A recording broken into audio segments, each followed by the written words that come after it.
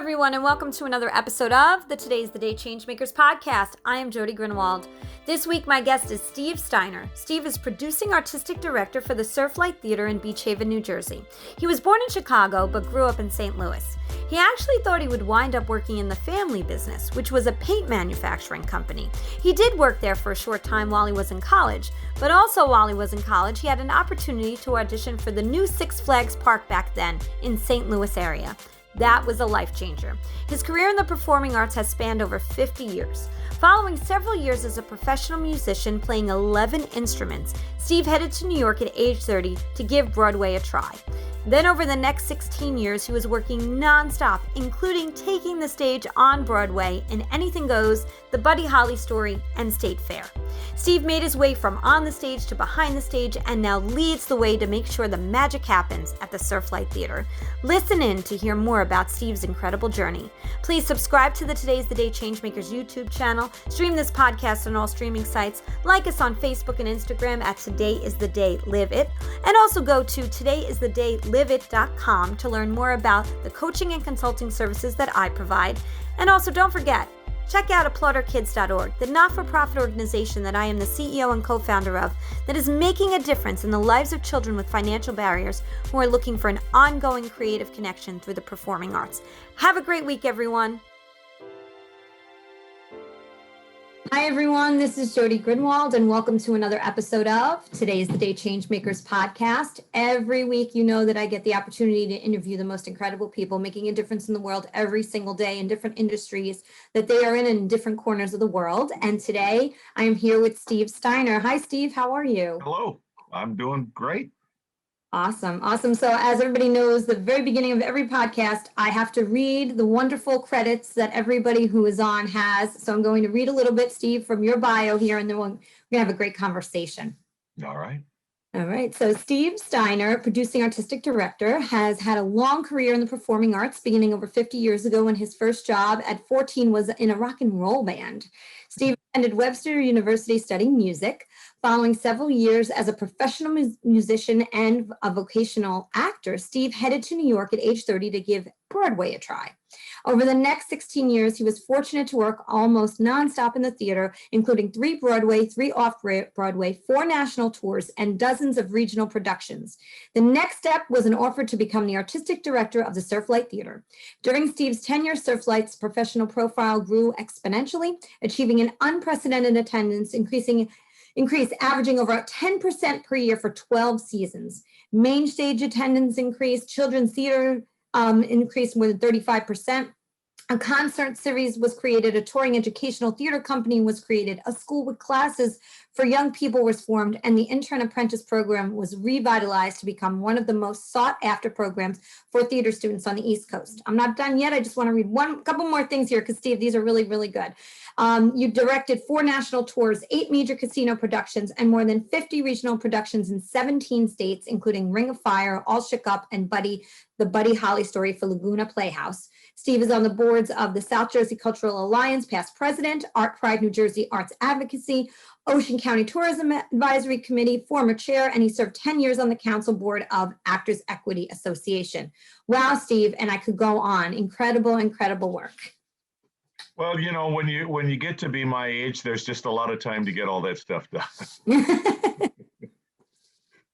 Well, you've been very, very busy. It seems like every minute of your career here. So congratulations on all of those amazing accomplishments. Thank you. I can say that my daughters, both of them, have been part of the Surflight family and have been involved in different things. And it is absolutely an incredible program and one in which it's nice to be able to say that my kids have been a part of. So thank you for that. And thank you for loaning us your children. No problem. You know, we'll get into it, but they've had the best ice cream experience. So we'll talk a little bit about that. That was super fun for them as well. So let's go back a little. I always like to kind of share with the audience, right, where our guest started, right? Because we end up with this long, wonderful list of accomplishments, but it's never where we start. We have to start somewhere. So just kind of give a background where you originally from, and when you were a kid, what did you want to be when you grew up? Well, I was born in Chicago and grew up in St. Louis. We moved to St. Louis when I was 5, I think, and grew up there. Uh, you know, like many kids, I enjoyed like playing baseball and some other sports activities, but never really thought that that was something that I would do professionally. Never knew that I never knew that music or theater could be a viable career growing up in St. Louis. I honestly, I kind of thought I might go into our family business, which was a paint manufacturing company. Um, and did in fact work there for some of my college years. And then I auditioned, as everyone did at my college, to work at the new Six Flags Park that was just opening in the St. Louis area, and it was the first year. And so I got a job, and so I started working part time for the paint manufacturing company, and working in the shows at the Six Flags Park. And it was a long time ago. It's Right. 50 years ago now. Oh my goodness. Yeah. And you know what? That's that. I'm sure when you think about that, does it feel like it was yesterday or 50 years ago? Well, it doesn't feel like it was 50 years ago, but it also doesn't feel like it was yesterday. I know right. Some days it feels better than others. Some days it feels like yesterday. When we look back at our lives, and then others it feels like, wow, that was another lifetime ago. Yeah, so I continued to work at the paint manufacturing company, and I was playing in bands still, and working at the Six Flags Park. The Six Flags Park was we in those days there were two casts, and they did 10 shows a day. So it was five starting at 11:30 in the morning for the day cast, and ours was the evening cast. So we started in the afternoon. It was around 3:30 or so, and would work into the evening. And so I was working at the paint company in the morning till about 2 o'clock, and then I would drive out to the park and do the shows out at the Six Flags Park. It was a lot of fun. And then when I graduated from college, I had a touring band, and got hired to be in a band from this guy that I had seen, and I'd seen this touring band. It was fantastic.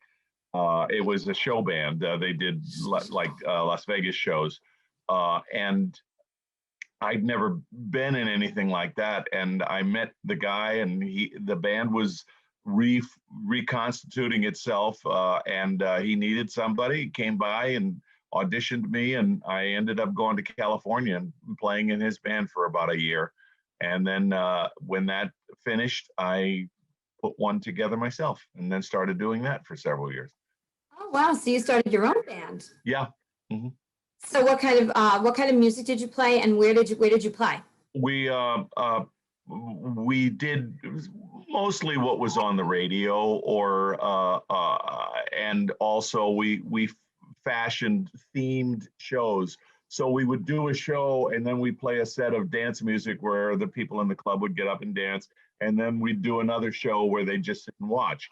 But so we were able to pull from anything going back into the 40s all the way through present day in those days, which was the 70s.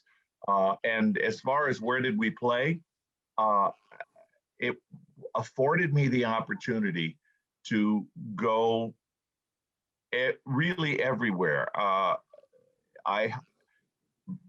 Some of this happened afterwards, but mostly I've been in all 50 states. Wow, that's incredible. And you play some instruments. Am I correct about that? Yes. So what instruments do you play? In those days, I played 11 instruments. I haven't kept up with all of them, but my primary instrument is bass, but I also play guitar, and I can play some keyboard. One time here at the theater, our drummer ended up not being able to get here because of some accident on the Parkway, and I ended up playing the first act of Annie Get Your Gun on the drums. So I had to read through the score. It's been a long time since I read drum music, but I did. When I did the Buddy Holly story on Broadway, I played four instruments, I think, for that show. I played bass and guitar and flute and trumpet. So yeah, That's just incredible. I was the lead trumpet player for that show on Broadway. Wow, super incredible. So yes, because you said in your bio it said 3 Broadway shows that you were in. What shows were they? Well, one was the Buddy Holly story. Right. That was actually the third one. Oh no, the second one.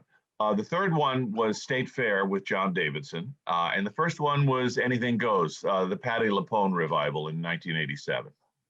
Wow, that is just incredible. So, for those listening out there, and I, I also have the foundation. It's all very arts driven, and so for those of us who are involved in the arts, we totally understand what it gives to those who are on the stage, behind the stage, and running the stage. What would you say to those who may not really understand? What's the message that you have to those, especially because we're both in nonprofit organizations looking for funders on the art side, which is always the last thing, as you and I both know, to be funded or looked at for the importance of funding. What would you say? What's your message to those people who don't really understand? The arts, first of all, as far as people participating as an audience in the arts, it's a quality of life thing. But as far as people that are participating either on the stage or backstage or in other things that are not performing arts, but also the arts, they can completely transform one's self-esteem, honestly. People, I know when I was in school, and certainly almost everybody when they were in school, the cool kids were the ones that did sports or the ones that did, or participated in that side of extracurricular activity. People that played in orchestra or band or participated in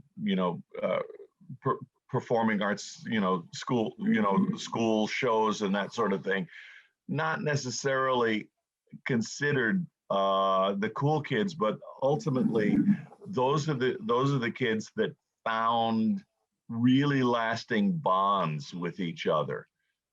I went to high school in Kansas. It was a boarding high school, as a matter of fact, and we just had our 50th reunion from graduating from high school last a couple of years ago, and we reintroduced two people that we did shows with 50 years ago, and I'm now in touch with many of those people still, and it turns out that one of them that was the leading lady in The King and I was not the king. I was one of the other characters. I was Lunta, the sort of romantic interest for the young lady. And the young lady that played it then, we had a great conversation. The woman that played the leading lady lives in Philadelphia, and she has come over to the theater, and we're still in touch with each other. So you really can create lasting bonds.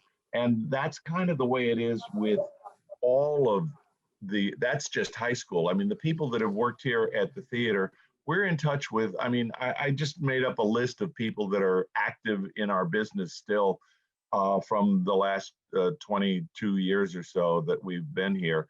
And we're in touch with them all. And there's a lot of people that are very, very active and in very, very good positions within the industry. Our scenic painter from our first season, I just was watching the FBI last night, and he's the production designer on FBI. It was not a surprise. I knew that already, but it's always nice every week when I watch the show, there's this name goes by. The scenic designer from that year is scenic designer on Fabulous Mrs. Maisel. So I mean, there's a lot of people, a lot of Broadway people that started their careers here, and that's kind of what we do. We kind of start people's careers in a lot of cases. Oh, absolutely. And and I know from my kids being involved in the arts that it's, you forge families. That's the thing, is you totally do forge families, and it's an extended family for those who don't have family, right? Because, and we're going to get into Surflight in a minute, because I know I want to talk about the fact that you do create that family for those that stay with you on campus, because they need that, because they move in many cases to stay on campus. But before we get there, I want to ask you, so what made you go from being in front of the, and right on the stage there in front of the audience, to kind of now being an artistic director and being, and running the organization at this point? Well, it's a natural progression. A few years ago, I still occasionally do perform on stage, and I auditioned for something that the director of the show, which is somebody I've known in the business for years and years and years, he said, "Well, what have you been doing?" And I told him what I was doing. He says, "Yeah, that's kind of the way it is. It's a natural progression to move from, being on stage in many cases to directing." And that's how it happened. I was directing, not exclusively. I was still performing, but I was directing a fair amount. And so that then turned into this job of managing this place. It was actually something that my wife had always wanted, or had thought it would be really great to run a theater someplace, own a theater, run a theater. And her idea, because she had done a fair amount of work in dinner theaters in like Delaware and Pennsylvania, she thought that would be something that would be good to do. And I said, "Well, we think we know how to do this, but don't you think it would make sense for us to spend a couple of years working someplace else and making sure we know what we're doing before we invest everything we possibly can?" And so I applied for this position at Surflight, and we've never really wanted to go beyond this. There was so much that could be done and that has been done here. There is no beyond this, because it really can be and has turned into a brilliant place to work and a brilliant place for people to come and see theater. It is. So I really want everybody to learn more about Surflight. So tell us about where it's, I know where it's located, but share where it's located, how many seats the theater has, and just give us a nice background about Surflight. Okay, Surflight Theatre is on Long Beach Island in Beach Haven, which is the next island north of Atlantic City. So to give you a sense of where it is, it's about almost exactly 2 hours directly south of the Lincoln Tunnel if you're driving here. The theater is a wonderful, intimate theater. It has 450 seats.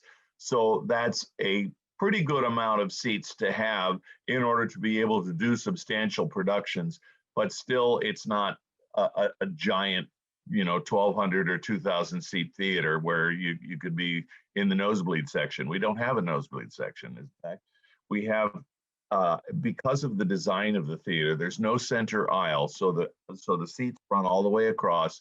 There's 21 in the first row, and there are 44 in the last row, and there's only 13 rows. So even if you're in the last row, you're only 40 feet from the stage. So it's a very intimate place to see a show, but yet you can see substantial and large shows because there's enough seats to be able to pay for a larger show.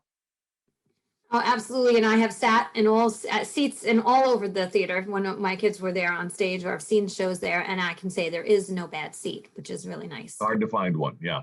Yeah, that is really nice. So Pre-pandemic, lots of different programs. So I definitely want to touch on your intern program and some of the kids classes that you provide, but let's talk pre-pandemic and then we'll get into pandemic. Okay.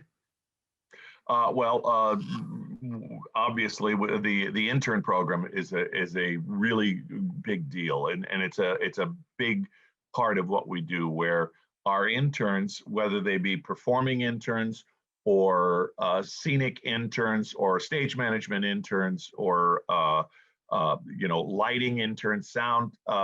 They work with our professional staff, so they're able to, and it's really hands-on. It's not like going to make coffee.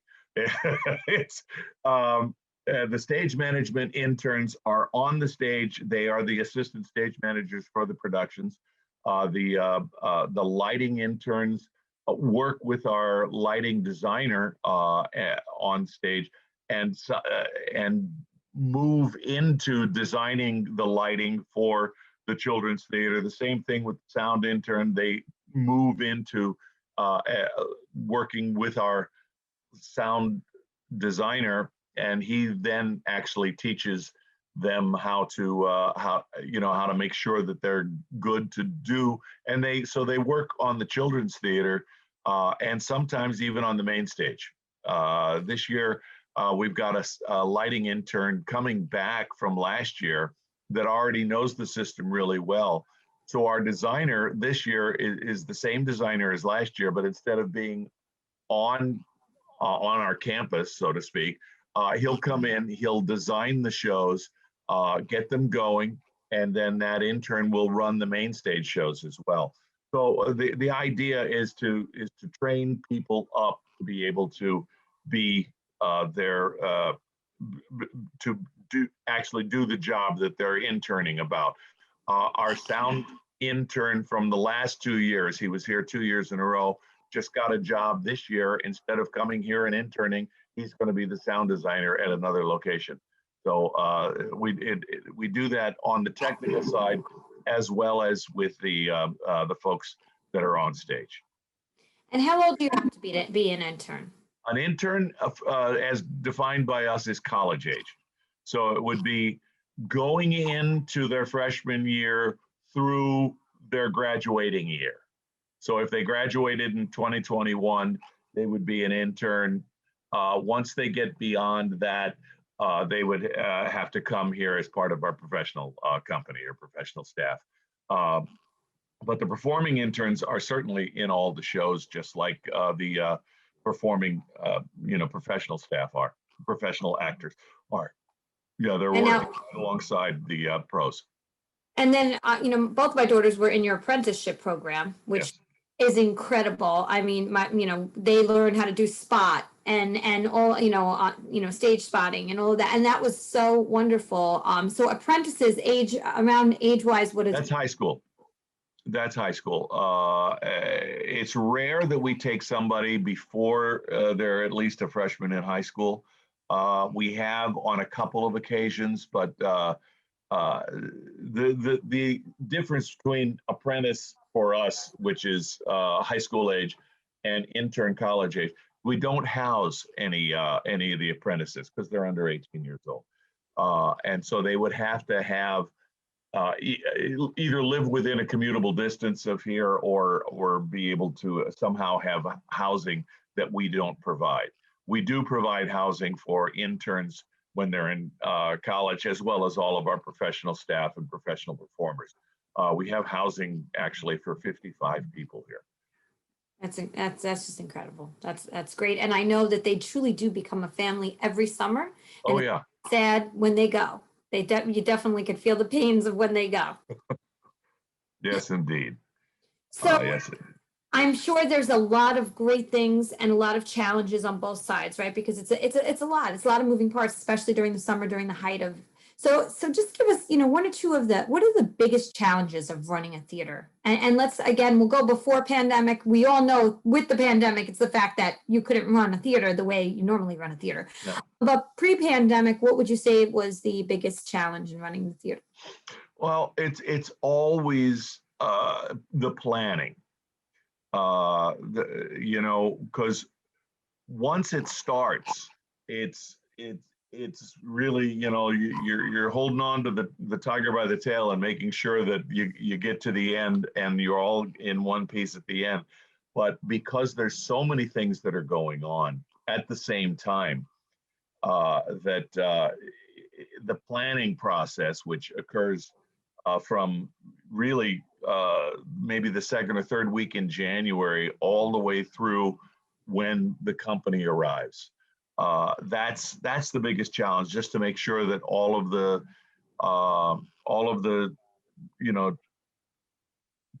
T's are dotted and our I's are definitely crossed. I gotcha. So, and what about fulfilling? What are some of the most fulfilling or proudest moments for you? Watching people's careers grow beyond their time here. I mean, I love watching the audience and talking with the audience. I'm here by design. I'm here at pretty much every performance. I don't need to be in order for the performance to work. I'm always here in the lobby before the shows so that people that are regular patrons can talk to me, or at intermission they can talk to me or complain to me if they have something to complain about. But I want our patrons to feel as if they're part of this family as well, and I think many do. Yeah, I love your yellow mug. I used to see you walking around with your yellow Surflight mug. So yeah. Well, I mean, I have them in many colors, but yes. It's just my memory of when we were, being able to be inside. I remember seeing you walk around with that yellow mug. Sure, and that got to be sort of a trademark by accident, because I always had it, and people always commented about it. If I ever didn't have it, I mean, I can't tell you how many thousands of times I've been asked, "Where's your mug?" And I'll be in ShopRite, and they'll recognize me and say, "Where's your mug?" Listen, that's a good thing to be known for, and it's right on it, so it's perfect advertising. You just need to walk around with your mug everywhere you go. Yeah, exactly.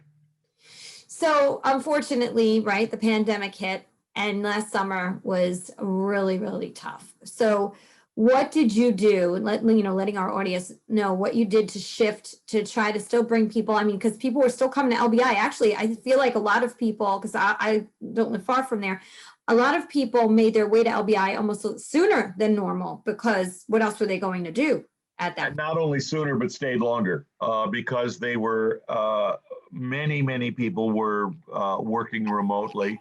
And they decided they'd rather work remotely from here than wherever they live. Absolutely. So what did you do to, and I hate the word pivot because, right, it's been so overused. Let's say shift. What did you do to shift your programming? Well, we sort of thought that by April, it was beginning to feel as if this was going to be going on for a long time. And it also began to feel, we were still discovering what there was, what this was. I mean, and how it acted, and everybody was cleaning things like crazy, but it wasn't really much about air handling in those days, and cleaning and making sure the air was properly filtered and what have you. But it became, I think, obvious by May anyway, that outside seemed to be much safer than inside. And so we decided that we would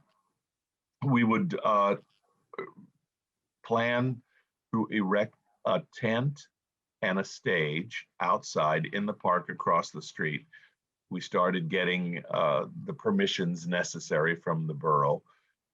And we planned what the stage size would be and what the audience size would be. And we knew that we would seat people socially distant, and both in terms of how much space was between you and the next person, but also how much space was between the row you're in and the row behind you. And the 6 feet seemed to be the case. And so we created a way to do the shows outdoors. We rented some outdoor lighting equipment, and we moved our sound system outside. And we decided that we were going to do the shows in a 50 by 100 foot open air tent, no sides on the tent. And we did an abbreviated season. We did 3 shows because some shows we just couldn't do in the tent because it didn't have the technical capability to do it. But we did Cabaret, we did Mamma Mia, and we did Almost Heaven, which is a show built on the songs of John Denver. Excuse me, I'm sorry. No, you're fine. And so we ran July, August, and September outdoors. And then indoors, socially distant, we were able to do something at the end of October and then again in December. And frankly, we did a concert in February as well. And we also moved, we have an ice cream parlor, as you know, with singing waiters and waitresses called the Showplace Ice Cream Parlor. And we moved that outdoors and erected the tent on our patio in between the theater and the ice cream parlor. And it was all outside as well. The thing about the theater is that in May, restaurants were able to move outdoors. And the gatherings were still, very, very small groups. And we weren't sure whether or not our plan was going to be able to happen because of the restrictions on public gatherings outdoors. But restaurants could have, as long as they had socially distanced seating, they could have as many people as they wanted.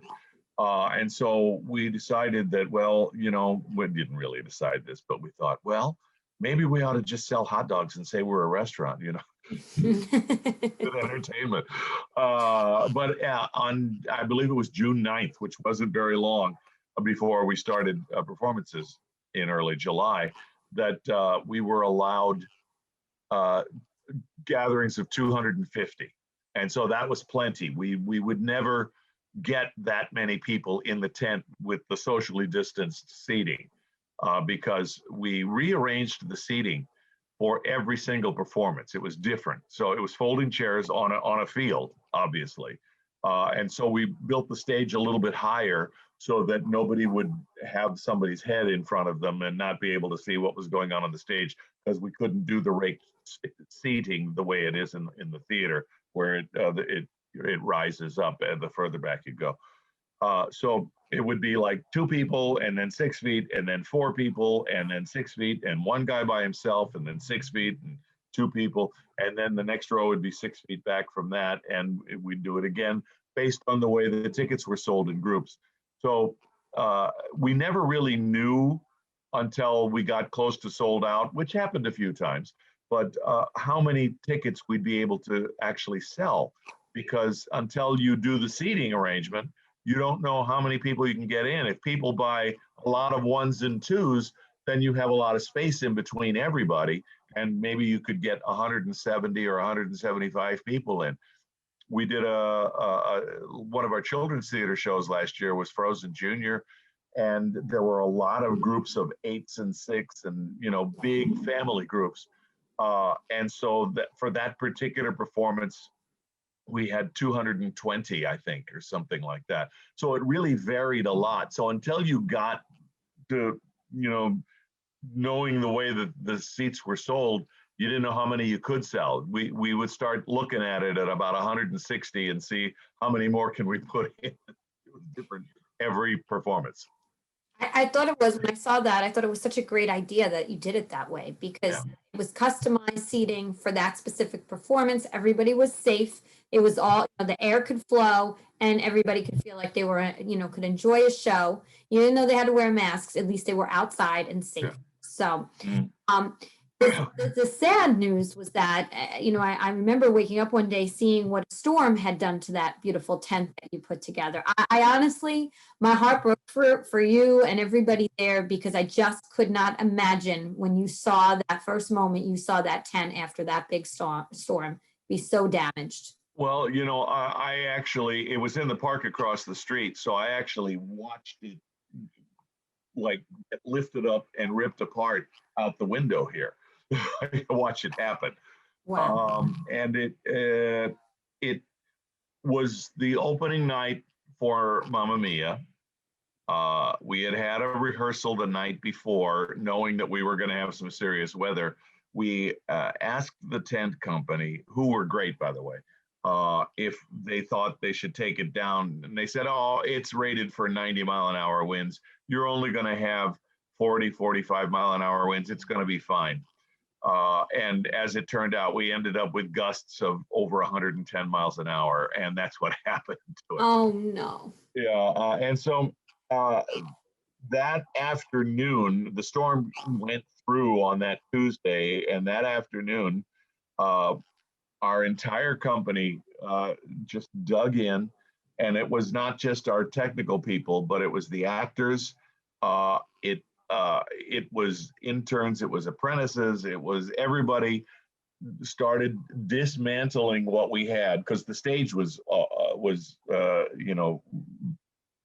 damaged as well and had to be rebuilt.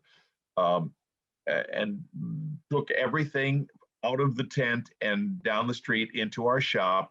And the tent company came out and started immediately assessing how many of the supports needed to be replaced because they were bent.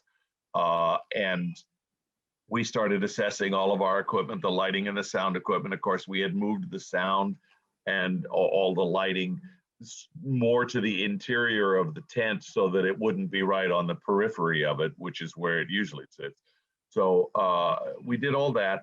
And then people from that were just here, some people that were volunteers at the theater, other people that just were walking by, saw what you saw and said, hey, we don't have anything to do. Can we help? And so there were, probably 6 or 8 people just that were here on the island that had no connection to us whatsoever, that just other than occasionally being a patron, and they just wanted to help. So they helped, and everybody helped. We got it all down into the shop, and the tent company came out then, and they had to order a new tent because it was ripped completely. And so they had to order a new skin for the tent, and it came from someplace overnight. I'm sure it was very, very costly, but it was a rental and they needed to provide the tent, so they did. And so they were really great about it. They got the thing up almost completely by Thursday. They assessed it all on Tuesday afternoon, ordered what they needed to, and then started putting it together on Wednesday afternoon and Thursday afternoon. They got it all done except the very rear of the tent didn't get its skin on it, but we did. We opened both the run of Frozen Junior for Children's Theater, which was supposed to open on Wednesday. So it opened at 6 on Thursday, and on at 8:15 we did the main stage show, Mamma Mia. It opened, and so we got them both open 2 days after the storm destroyed the tent. But it was a tremendous amount of help from everybody. Incredible story, and a real showing of, real meaning of the show must go on. Oh yeah. That really was a real story about that. That is for sure, and totally incredible. And it was, I think you did. Whoever did your social media did a great job, because we actually got to watch via social media the rebuilds, as it was coming together, which was brilliant. Because if you really don't know, unless because sometimes just show up and it's there, and you're like, oh, it just magically happens. It doesn't magically happen. Nobody waves the wand, and the tent gets back up. It was such a project. So kudos to those 6 or 8 people that just decided, you know what, we're going to support theater because we care about our community, and to all of your staff and everybody who came out to support. I think that's incredible, and that's what I love about theater, is that family atmosphere of whatever has to be done to make things happen somehow miraculously happens. Yeah. So let's talk about your programming for this year. If you could share some of those things, what's happening this year at Surflight? Well, this year we decided to schedule an uncancelable season. We didn't really know what the pandemic was going to bring. And excuse me. And so we scheduled shows that would work either in the tent if we needed to be in the tent, or in the theater if we were allowed and it was deemed safe to be in the theater. So we're doing Annie, A Chorus Line, Xanadu, which is one of the funniest shows I ever saw, based on a terrible movie. And Shaboom, Life Could Be a Dream, about a group of doo-wop singers, and then a huge off-Broadway hit called "I Love You, You're Perfect, Now Change." And it played almost 5,000 performances off Broadway. Almost Maine, which is a really sweet, fantastical play. The Buddy Holly story, which we'll get into further, and then Ebenezer. The Buddy Holly story, Almost Maine, the Buddy Holly story, and Ebenezer will be in the theater. We felt reasonably comfortable that we'd be able to be inside by then, because Almost Maine is October. But if we have to be socially distant for Almost Maine, we will. Buddy Holly is in November. It's actually the week of Thanksgiving. So hopefully by then we can maybe not have to be distanced. We're not assigning seats for any of those shows yet, because we don't know what November is going to bring. It's only May. It's only, or, in July. Annie starts in July. So, yeah. Wow. So Annie's, that'll be a wonderful, nice show. Yeah, it'll probably be outside. And I had told you that I occasionally still perform in that particular one. I actually haven't told anybody this yet, but I'm unless something very unusual happens, I'll be playing Daddy Warbucks in that show. I totally could see it, Steve. That's going to be so cool and so much fun. I can't. Yeah, and then the Buddy Holly story is actually we also produce the national tour, and have produced many national tours, but we've done 4 tours of the Buddy Holly story. This is the 30th anniversary of the Broadway production of the Buddy Holly story, which I mentioned earlier I was in. So I've had a long connection to this show. We produced the national tour. It's going to at least 40 cities across the country, but it's going to come, it's playing in Wilmington, Delaware, right before it comes here, and then it'll play a week here, and then it goes down to South Carolina and Florida after that. So it'll be the national touring company at playing. It's the first time we've ever done that here at Surflight. That's awesome. That'll be an incredible show. So now, where can people go to get tickets for those who are listening? Oh, well, it's www.surflight.org, as it's the nonprofit, and there's places you can buy tickets right there, or you can call the box office, and that's 609-492-9477. And when that guy just starts droning on about all the options, pay no attention, just push 1 and you'll go right to the box office. Great tip, right? Because we all just don't have time for all of that, right? It's like, yeah, and the guy that's droning on is me anyway. So now, children's theater, just one of children's theater. I think it's so important. My kids were involved in children's theater. It's such a great way to get your kids involved and engaged when they're younger. And so what's happening children's theater wise for you this year? We have 10 weeks of children's theater. The shows are, well, let's see. We have, I'm looking to make sure I don't miss anything. We're doing Cinderella, Beauty and the Beast, Junior, Wizard of Oz, Little Mermaid, Sleeping Beauty, and Peter Pan. And those are usually at 6 o'clock, Wednesday through Sunday. This year, if we're in the tent, which we expect to be, because there are concerts in the park on Wednesdays as well, we're sort of sharing the space. So we're going to start our children's theater on Wednesdays at 5:30 when we're in the park, so that they can let their band. Their band's going to start usually around 7 and play through to 8:15. So they want to warm up. So if our children's theater show is finished before 6:30, that way they can, warm up and do their sound check. And so we're just sharing the space with the folks that do the concerts in the park. They don't play on our stage. They play actually on the gazebo that's in the park. But so they'll do that.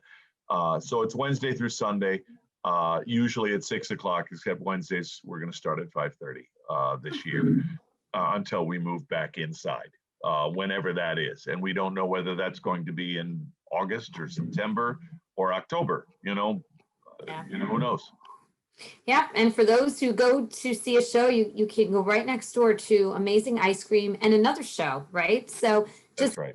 Right. So just share a little bit about Showplace and what Showplace, what people experience when they go to Showplace. And I have to tell you, it's an icon because so many people just know about it. They know about Surflight, and for those who are not theater goers, they know about the ice cream. So you have the best of both worlds. Yeah, it's the ice cream parlor, Showplace Ice Cream Parlor, has singing wait-try. That's a word we invented to be either male or female, plural waiters and waitresses. So it's wait-try, and they usually are musical theater performers.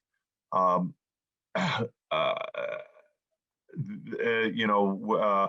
we've had a lot of wonderful people, including Alex Brightman, who was the lead role in Beetlejuice on Broadway and also in School of Rock. He started his career at the Showplace Ice Cream Parlor. I didn't mention, you asked what, I'm going to digress for a second. One of his very closest friends when they were in college at NYU was Allie Stroker. Allie is the Tony Award winning actress who was the first person to actually use a wheelchair out of necessity on Broadway. And she won for Oklahoma. Allie started her career with us as well in 2006. We had her as part of our company here. But they were very, very good friends. And so they were here the same year. But anyway, people in the audience or at the tables at Showplace Ice Cream Parlor, there's usually one person from every table that has to stand up and do something silly or crazy or sing something to get their ice cream.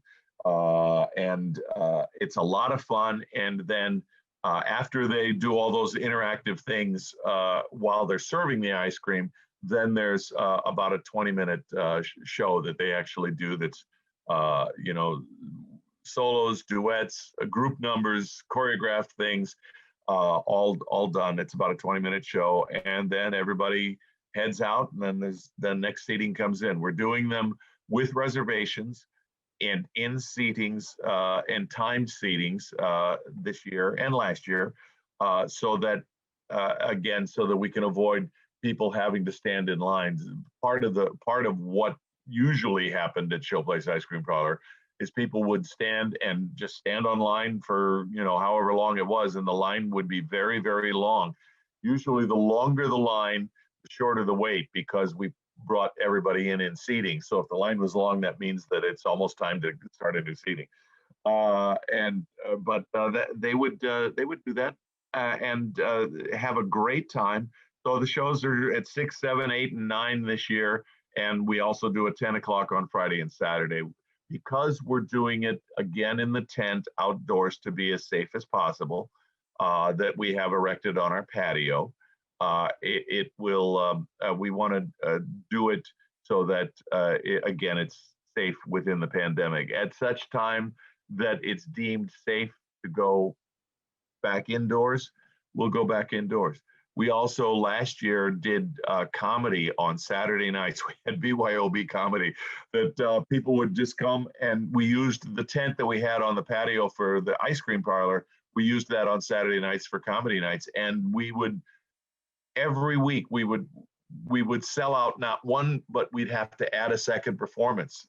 We did 2 performances almost every week in September and early October. We bought patio heaters that restaurants have been using, so we've got those now. And we've got this tent that we bought for the patio. So yeah, there's a lot going on here. We also used the tent on the patio for where we did the camps and the classes for the young people during the day. They start early in the day because of where we are. We're at the beach. We'll do our camps from 8 to 10. And then usually rehearsal would then use those spaces. Rehearsal for the main stage show would use those spaces till 4 in the afternoon, and then they'd set it up for the ice cream parlor for outdoors for the evening. So we used every space outdoors. We rehearsed everything outdoors last year because of the safety. Incredible. It is such a great campus. Lots of entertainment, no matter where you turn on that campus. Yeah. Or in that tent now. It's more than a campus at this point. It's spread out just a little bit, but it's really great. And I can't wait to come back. We usually go a couple times to show plays, but last year we were very secluded, and this year I'm so excited that things are slowing down, and we're going to be heading out to sing and dance. Have somebody at our table sing and dance. It's usually mom that gets picked on, which is really kind of fun, right? To see her get up and do something. Oh, fun. Sure. Yeah, that's fun. But I have 2 more. Go ahead. I'm sorry.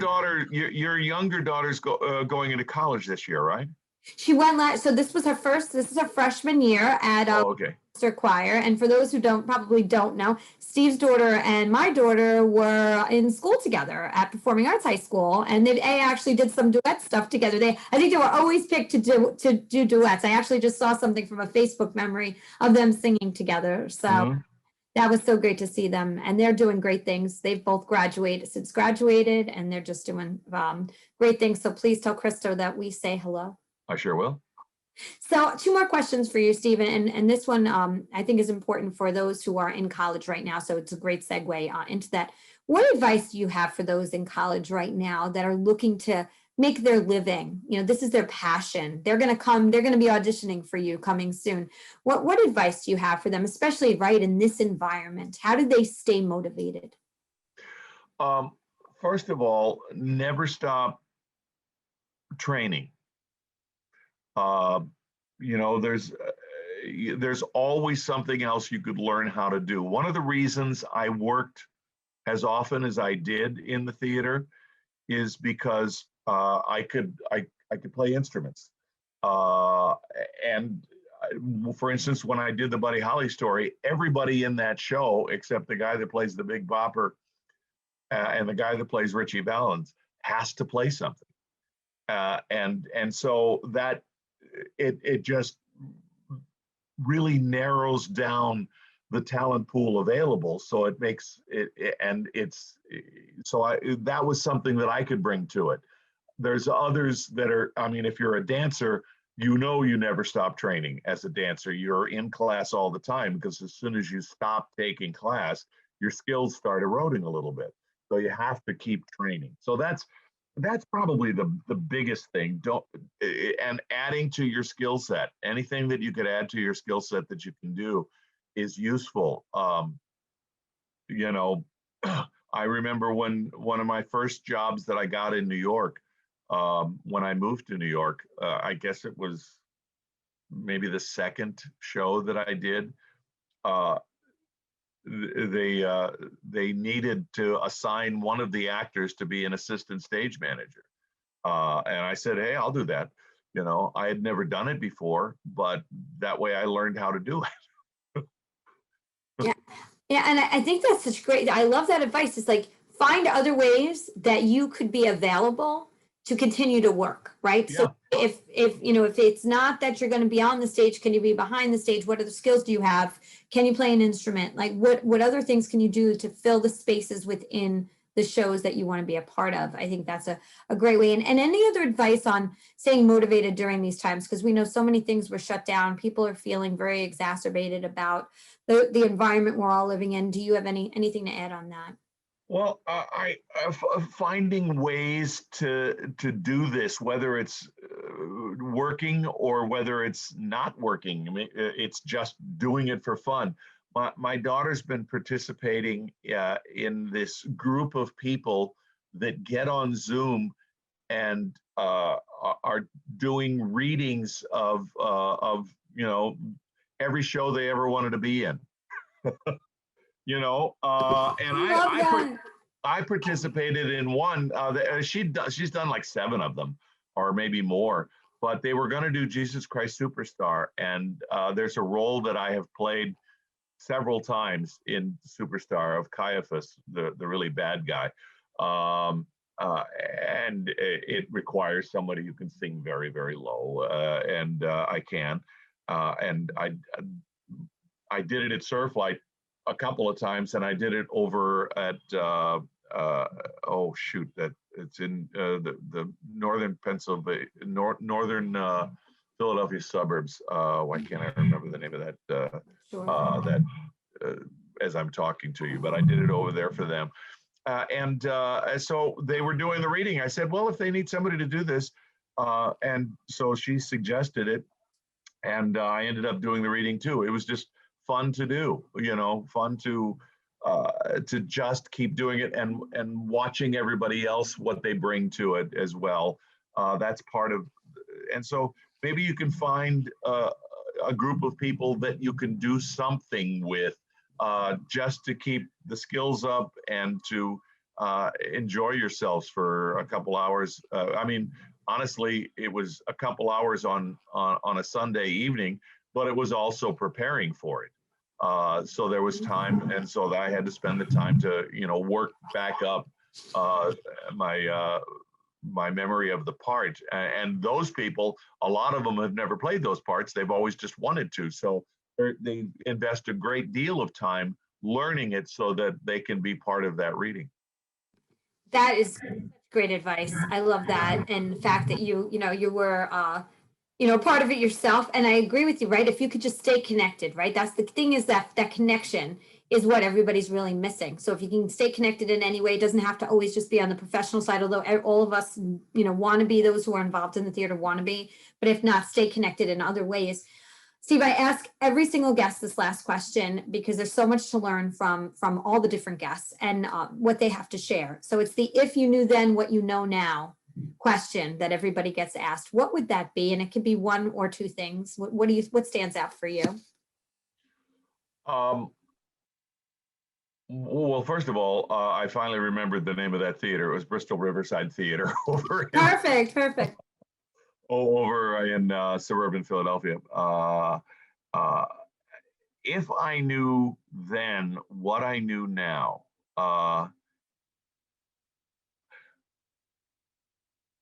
nothing we do is as black and white as we might perceive it when we're young. Well, if it's not this, then it has to be this. I know my daughter does that a lot. And it's not. Look for the options.